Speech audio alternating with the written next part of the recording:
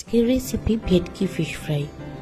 প্রথমেই ধনেপাতা, পুদিনা পাতা, আদা, রসুন, কাঁচা লঙ্কা, লেবুর রস দিয়ে একটা পেস্ট বানিয়ে মাছের ফিলেগুলোকে সামান্য লবণ আর পেস্টটা দিয়ে ম্যারিনেট করে রাখবো বেশ কিছুক্ষণ।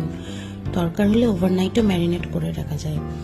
এরপরে এর মধ্যে একটু কর্নফ্লাওয়ার মেশাবো বাইন্ডিংয়ের জন্য।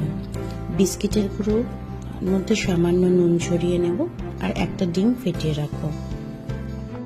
এবারে এক একটা করে ফিলে নিয়ে ডিমের গোলায় ডুবিয়ে বিস্কিটের গুঁড়ো লাগিয়ে নেব। এই প্রসেসটা দুবার রিপিট করব, তাহলে বেশ ক্রিস্পি ভাবটা আসে। এরপরে তেল গরম হলে মিডিয়াম ফ্লেমে ভেজে নিতে হবে ভালো করে দুদিকটা। ব্রাউন হয়ে গেলেই রেডি হয়ে যাবে গরম গরম ফিশ ফ্রাই। ট্রাই করে দেখো, পুরো রেস্টুরেন্টের মতোই লাগবে। অবশ্যই জানিও কিন্তু কেমন লাগলো।